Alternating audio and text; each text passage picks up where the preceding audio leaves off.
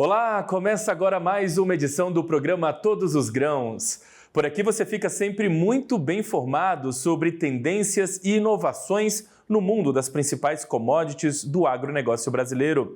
Hoje você vai ficar por dentro do mercado do arroz, o desempenho até aqui em 2025, os desafios, as negociações em andamento para futuros acordos comerciais.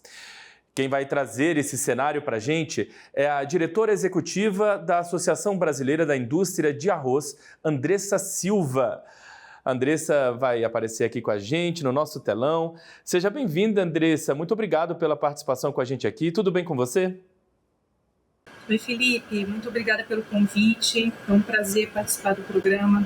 Primeiro, quero começar essa nossa conversa falando sobre um movimento aí registrado nesse primeiro semestre nas exportações e nas importações de arroz. Pelo que eu vi, pelo que eu li, queria saber se exatamente essa interpretação que eu fiz está certa, houve um recuo nas exportações e nas importações. Quais fatores ajudam a gente a entender esse desempenho? Sim, Felipe, está correto. Na verdade, com relação às exportações, houve uma redução de cerca de 12% comparado com o ano de 2024. Isso porque em 2024 ocorreram as enchentes que se abateram sobre o estado do Rio Grande do Sul, que é o maior produtor de arroz do país, responsável por cerca de 70% da produção nacional. Isso fez com que nós tivéssemos um estoque reduzido de passagem. A produção do ano passado também foi menor, de 10.300.000 toneladas. Então, no início desse ano, no primeiro trimestre, não havia volume suficiente de arroz para exportação, o que levou a essa redução. Entretanto, com a entrada da safra, a partir de maio, a gente começa a ver uma relação nos números.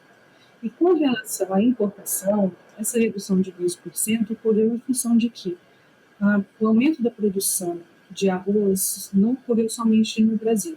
Tivemos um aumento de 16,5%, que se verificou também no Mercosul, nos países produtores, Uruguai, Paraguai e Argentina. Então, esses países têm grande volume exportável, o Brasil também tem uma safra cheia, então não houve necessidade de manter o ritmo de importação do ano passado, quando os números eram diferentes, nós tínhamos um menor volume de arroz. Muito bem, e pelo que eu também estava lendo aqui para poder conversar com você e para tentar entender um pouquinho essa questão, eu entendi que a Índia, que é um grande produtor também, voltou para o jogo, digamos assim. As exportações da Índia estavam suspensas. Queria que você explicasse para a gente um pouquinho por que a Índia estava fora do jogo aí nesses últimos anos e qual o papel desse país, da Índia, no mercado global. Sim, a Índia é um grande produtor de arroz e é o maior exportador de arroz no mundo. É responsável por cerca de 30% de todo arroz comercializado no mundo, que gira em torno de 50 milhões de toneladas. Então, quando ela se retira do mercado, isso gera um impacto muito grande em termos de preço e diversificação de parceiros comerciais no mundo. Em 2022, ela anunciou restrições às exportações em função da necessidade de assegurar o abastecimento interno, a alta inflação dentro do país também, que gerou a necessidade de que houvesse uma medida de contenção das exportações. Em 2024, ela retomou as exportações, agora com um estoque muito elevado para exportar, e isso fez com que mexesse com todos os preços internacionais. Com maior oferta de arroz no mercado, os preços tendem a se definir. Então, até 2024, nós tínhamos uma condição mais favorável para a exportação, e com a entrada da Índia no jogo, essa condição ficou mais dentro. Ou seja, essa volta, né, das exportações de arroz da China, de alguma maneira, ajudam também a explicar esse desempenho que o Brasil teve no primeiro semestre. É possível a gente saber quais mercados internacionais mais reduziram as compras de arroz brasileiro e também os que reduziram aí as vendas para o Brasil? Existe esse levantamento aí? Bom, com relação às vendas, nós continuamos com os mesmos exportadores para o Brasil, que é Paraguai, Uruguai e Argentina, por uma questão de logística e também pelo fato de que esses países produzem arroz, mas não são grandes consumidores de arroz. Então, eles acabam carreando os estoques exportáveis, os excedentes, para o Brasil. Então, o fato de ter havido um recuo nas importações se deveu mais à situação de que nós temos um volume significativo de arroz nessa safra, do que propriamente alguma outra questão conjuntural que comprometesse o fluxo das importações. E com relação às exportações, nós não temos os mesmos parceiros comerciais, o que houve foi realmente uma condição de diminuição do estoque que dificultou a competitividade do Brasil nesse primeiro semestre. Muito bem, Andressa, esse recuo aí nesse primeiro semestre, pelo que você consegue avaliar, é algo pontual ou pode indicar aí uma tendência de médio prazo para o comércio exterior do arroz aqui do Brasil? Eu entendo que é uma questão conjuntural, né, em vista do comportamento da safra desse ano, e que muito provavelmente no ano que vem a gente vai ver um comportamento totalmente diferente, porque em anos em que nós temos um valor muito grande de arroz no mercado, os preços ficam mais pressionados, e isso acaba desestimulando o produtor a plantar, aumentar a área, e a tendência é de que haja uma redução de área e no ano seguinte os preços fiquem mais elevados, já que tem menos disponibilidade de produto no mercado. Então, esse ano, tratando-se de uma conjuntura em que nós temos muito volume de arroz no mercado, não vejo que isso vá se tornar uma tendência para que nos anos seguintes continue havendo alguma redução da demanda do mercado externo pelo arroz brasileiro. Bacana. E para a gente continuar explicando aqui para a nossa audiência os reflexos desse movimento, há um impacto, então, nos preços, por exemplo, nos preços para o produtor rural? Esse movimento de recuo nas exportações e importações, de alguma maneira, refletem nos preços ali pagos ao produtor? Refletiram nesse primeiro semestre? Sim, tanto para o produtor quanto para a indústria. Uhum. Então, no caso do produtor, nós vimos com uma média de preço de R$ 120 a saca de 50 quilos, no mesmo período do ano passado, e agora as últimas cotações do CPEA indicam cerca de R$ 65 a saca de 50 quilos. Então, houve uma redução significativa, que é muito próxima do custo de produção, isso acaba desestimulando o produtor, e para a indústria também. Como houve essa redução da exportação, a gente tem um volume maior de produto no mercado interno, e isso acaba levando a uma maior competitividade das indústrias e uma menor remuneração, tanto da indústria quanto do produtor. E, Andressa, o Brasil, ele mais importa arroz do que exporta, né? O Brasil tem a pretensão de repente, virar essa balança? É uma ideia, é um objetivo do setor, de repente, virar essa balança, passar a ser mais exportador do que importador? Ou esse é um ideal, esse é um objetivo que não está aí entre as prioridades do setor? Na verdade, Felipe, se você for consultar os dados da FAO, o Brasil é superavitário. Nos últimos anos, nós exportamos mais do que importamos. Esse é um movimento que vem desde 2009. Em 2009, inclusive, a Biarroz foi criada com esse mote de transformar o Brasil em uma plataforma exportadora de arroz. O Brasil, tradicionalmente, recebe os excedentes do Mercosul, isso acabava deprimindo os preços no mercado interno, e o setor do arroz era muito dependente de instrumentos de apoio à comercialização para a sustentabilidade da cadeia. Com o advento das exportações e essa virada de chave, antes éramos importadores líquidos, passamos a ser exportadores líquidos, nós diminuímos cada vez mais a dependência desses instrumentos de apoio à comercialização. Então, nós temos exportado mais do que importado. No ano passado foi uma excepcional drástica, com talvez enchentes, e do volume menor de arroz produzido na safra 2023-2024. Mas, em geral, nós exportamos mais e trabalhamos para continuar nesse ritmo. E agora eu tenho uma curiosidade. A gente tem falado aqui, Andressa, muito sobre esse tensionamento político das relações comerciais do Brasil com os Estados Unidos, né? Para diversos segmentos, suco de laranja, café, carne. O setor do arroz, né, a indústria do arroz, ela fica de olho de alguma maneira nesse tensionamento das relações comerciais? De alguma maneira esse tarifaço pode refletir no mercado do arroz? Porque os Estados Unidos não é necessariamente um dos nossos mercados principais, né? Então isso reflete de alguma maneira na vida aí, digamos assim, da indústria do arroz? Sim, sem dúvida. Na verdade, quando a gente fala da exportação de arroz beneficiado, que é um arroz que passou por um processo de industrialização diferente do arroz em casca, que é a matéria-prima, o mercado americano é um dos maiores importadores desse tipo de arroz, com maior valor agregado. Nos últimos anos, os Estados Unidos têm ficado entre a terceira e quarta posição de maior importador de arroz beneficiado do Brasil.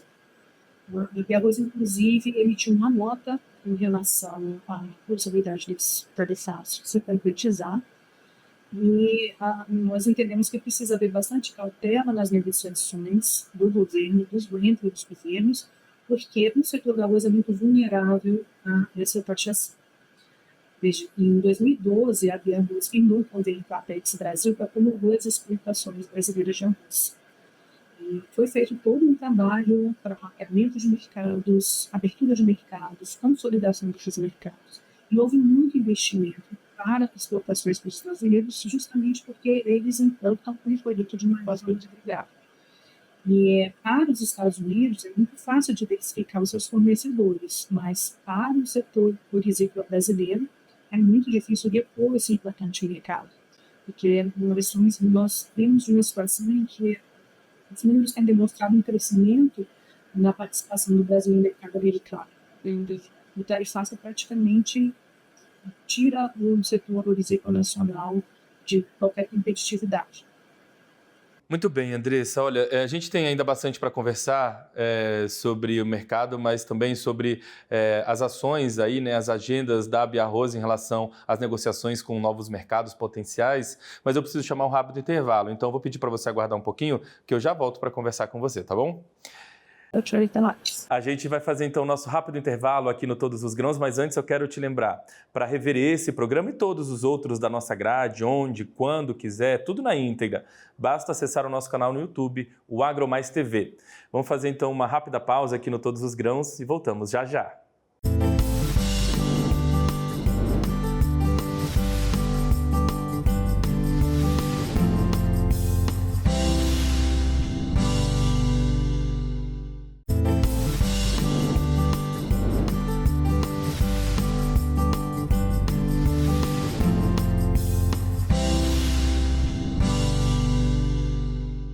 Estamos de volta com o nosso Todos os Grãos. Sejam todos muito bem-vindos aqui com a gente. Hoje a nossa conversa é com a diretora executiva da AB Arroz, Andressa, que já está aqui com a gente no nosso telão.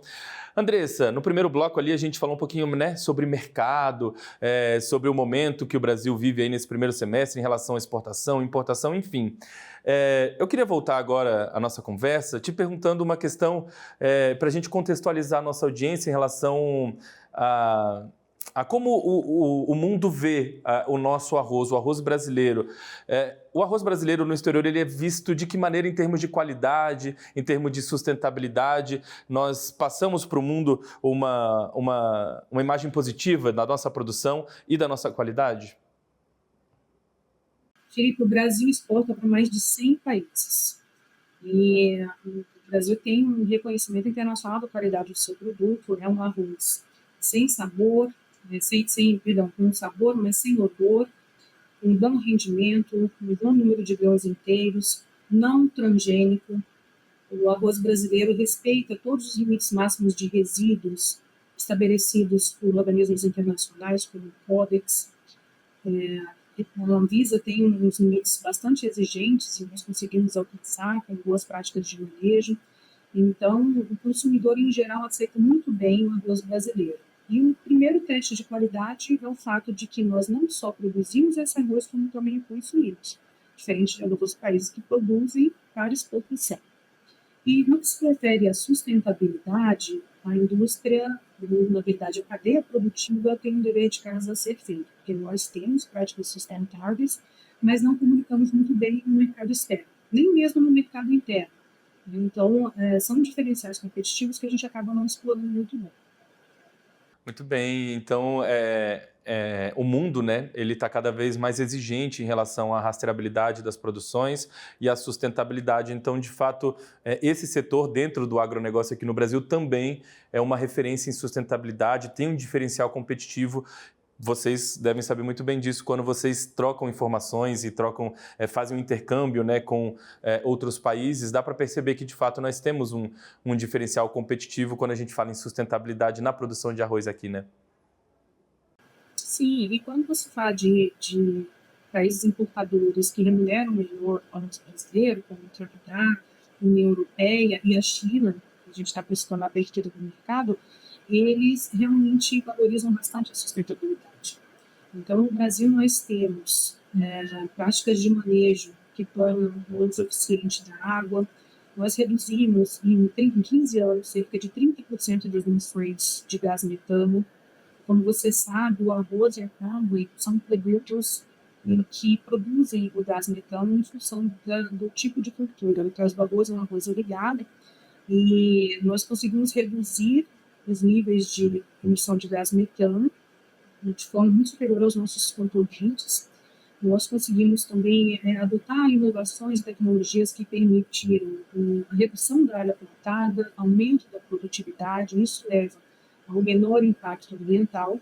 E as indústrias hoje também produzem energia, inclusive para usar dentro dos seus processos produtivos, e algumas até estão comercializando excedentes de energia a partir da queima da casca do arroz.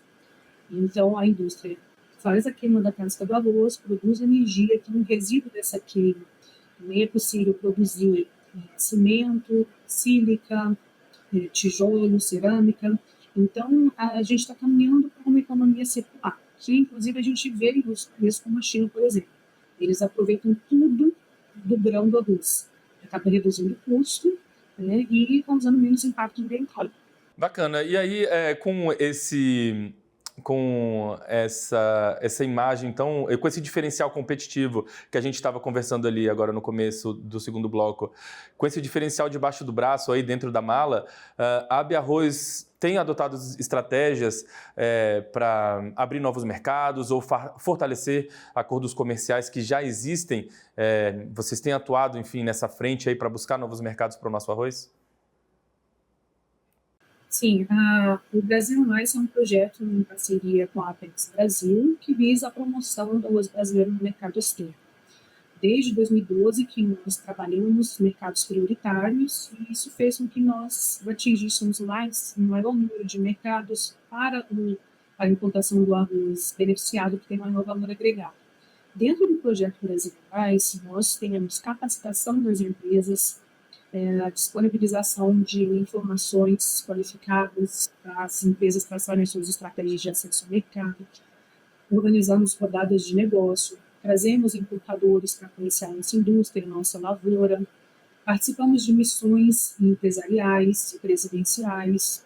Então, estivemos na China nas últimas 4 missões presidenciais, promovendo o nosso arroz, e buscamos também fazer a defesa de interesses do nosso setor. Então, quando nós identificamos alguma barreira comercial, seja tarifária ou fitossanitária, o projeto faz estudos junto aos órgãos públicos para que a gente possa melhorar o fluxo do comércio e facilitar o comércio com outros países. Então, o Brasil Mais é um projeto que eu diria necessário que todas as indústrias associadas ao móvel de arroz deveriam apoiar. Porque quando você apoia a exportação, você está reduzindo a pressão de preço no mercado interno, está criando demanda, está remunerando melhor o produtor e a indústria. Vou lembrar que o custo de produção de arroz no Brasil é muito elevado comparado com os países asiáticos, que são os concorrentes, e até mesmo de parceiros do Mercosul. Então, nós precisamos buscar mercados, acessar mercados que remunerem melhor o nosso produto para garantir a sustentabilidade da cadeia. Bom, e ainda nesse âmbito aí de novos mercados, eu estava lendo que recentemente uma missão oficial com participação da AB Arroz foi até a Nigéria, né? é um país grande da África, se eu não me engano tem um mercado lá consumidor de arroz muito grande. A Biarroz enxerga na Nigéria um mercado em potencial aí? Sim, Felipe, a Nigéria é o maior consumidor de arroz da África, do continente africano, é um mercado importante e que no passado foi muito salutar para a sustentabilidade da cadeia do arroz. Entre 2008 e 2012, nós exportamos arroz parboilizado para a Nigéria, que é um arroz agregado, e com uma média de 75 milhões de reais ano nessa parceria. Há uma boa sustentabilidade do arroz brasileiro na Nigéria, mas em 2011 eles, em função do desenvolvimento de um programa de autossuficiência, eles acabaram impondo uma tarifa de 110% para a exportação do arroz, que dificultou nossa competitividade, e posteriormente eles restringiram o acesso ao mercado de câmbio. Então, praticamente alijou as indústrias brasileiras da participação naquele mercado. Agora, em 2024, houve a retirada dessas restrições de acesso ao mercado de câmbio e é importante comentar que a Biarroz esteve no Public Forum da OMC em 2023, levando a essa questão da Nigéria, que é um grande parceiro comercial do Brasil, e impôs essas tarifas e muito anticompetitivas, e, além disso, restringiu o mercado de câmbio, afetando a nossa competitividade. Então, nós trabalhamos junto ao embaixador do Brasil na União Europeia, junto aos adidos agrícolas, para que eles discutissem esse tema na OMC como uma atitude anticoncorrencial. Isso foi em 2023 e em 2024 houve essa retirada das restrições. Nós, nesse período de tempo, perdemos o contato com os importadores do setor privado nigeriano, e com essa visita do vice-presidente Alckmin à Nigéria, e Biarroz foi convidado pelo governo federal a participar, nós vimos uma oportunidade de promover o arroz brasileiro, de restabelecer contatos com o setor privado, com o setor importador, de mapear oportunidades, e voltamos com bastante conteúdo para ser explorado, para desenvolver estratégias de acesso àquele importante mercado. Bacana. A gente está falando aqui da Nigéria, mas tem um outro país ali da África que também teve uma representação vinda ao Brasil recentemente, que é Angola, um país que a gente tem uma relação muito próxima, né? Tanto por conta da língua, por outras questões culturais também, e que a gente já tem um mercado, né, aberto para o arroz, mas que, de repente, dá para a gente ampliar também um pouco desse mercado por lá, né? Sim, Angola é um país importante também, importador de arroz do Brasil. Nós exportamos para Angola há mais de 10 anos. Aí existe uma disponibilidade muito grande do arroz brasileiro, mas eles têm um interesse muito grande em investimentos locais, transferência de tecnologia, capacitação. Então, todo o discurso para a Angola é nesse sentido, de que eles importam arroz, mas eles têm interesse de que haja algum investimento no país. Nesse sentido, o governo brasileiro tem desenvolvido acordos de cooperação técnica com países africanos, inclusive a Angola, e o que a Biarroz tem feito é buscar uma aproximação do governo brasileiro para que nessa negociação de cooperação técnica sejam incluídos também alguns mecanismos de facilitação de comércio com o mundo. Então, existem dificuldades burocráticas para a emissão de licença de importação, a própria habilitação de empresas privadas para importar arroz, não só brasileiro, mas de outros países também. Então, a possibilidade, a oportunidade de acesso ao mercado por meio de cotas públicas. Então, nós gostaríamos que nesses apoios de cooperação técnica tivessem garantias também para o setor industrial agrícola. Para falar sobre mercado consumidor e não falar sobre a China, né? Um grande consumidor de arroz aí global. A gente tem também buscado aí entrar nesse mercado consumidor gigantesco que é a China. Qual é o cenário atual em relação às negociações ou potenciais negociações com a China? Sim, a Biarroz mapeou a China como um mercado importante, e desde 2016 que nós fazemos gestões junto ao governo brasileiro visando a abertura desse mercado. De 2016 a 2020, não houve nenhuma manifestação de interesse por parte da China no arroz brasileiro. Mas após a pandemia, eles procuraram o governo brasileiro para abrir as negociações com relação ao acesso para os brasileiros no mercado chinês e começou a troca de informações. Então, a China encaminha para o governo brasileiro quais são os requisitos fitossanitários necessários para que o arroz brasileiro possa ingressar na economia local, e o Ministério da Agricultura faz uma avaliação em relação à pertinência desses requisitos. E, a partir daí, a China pode solicitar complementação de informações até que se chegue em um acordo com relação a esses requisitos e ocorra a abertura definitiva do mercado. Como eu comentei, de 2020 para cá, nós temos participado de algumas missões empresariais com participação do governo, o que favorece muito o avanço das negociações naquele país, e desenvolvemos uma boa relação com o setor privado chinês. Tanto que, no final do ano passado, nós recebemos uma delegação chinesa no Brasil para visitar uma indústria associada, conhecer o nosso processo de beneficiamento, qualidade, o padrão de qualidade dessas indústrias. E esse ano estivemos lá novamente, junto com a comitiva do presidente Lula. E esse estreitamento de relação com o setor privado contribui para acelerar esse processo de negociação. O alinhamento entre os governos também favorece que a gente consiga chegar num acordo com relação aos requisitos fitossanitários, e a nossa perspectiva é muito otimista. Embora a China consuma um arroz diferente do arroz brasileiro, existe um nicho ali, principalmente na região sul da China, que consome um arroz não fino, que é o arroz que nós produzimos.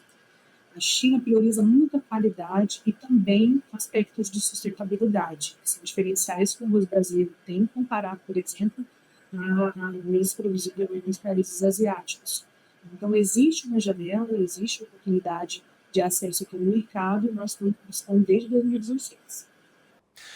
Andressa, quero agradecer, a sua participação com a gente, quero desejar aqui muito sucesso no trabalho de vocês, parabenizá-los, inclusive, por todo esse trabalho desempenhado aqui pelo setor, né? A BiArroz representa de forma muito veemente e muito positiva esse segmento tão importante para o nosso agronegócio. Então, parabenizá-los mais uma vez pelo trabalho e dizer que o canal está sempre aberto, viu? Então, vamos voltar a conversar aqui esses acordos aí que a gente está conversando com a China, com outros países. Quando esses acordos forem firmados, vamos voltar a conversar aqui, trazer para a nossa audiência em primeira mão, explicar os reflexos disso nos próximos anos, né?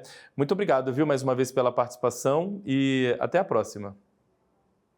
Felipe, nós agradecemos a oportunidade de dar visibilidade para as nossas ações, as nossas iniciativas, e vocês sempre acompanharam também os nossos projetos, e ficamos à disposição para as próximas oportunidades. Valeu, Andressa. E o Todos os Grãos de hoje fica por aqui. Muito obrigado a você pela sua companhia, pelo carinho da sua audiência. Nós nos encontramos aqui ao longo da programação. Até a próxima. Tchau.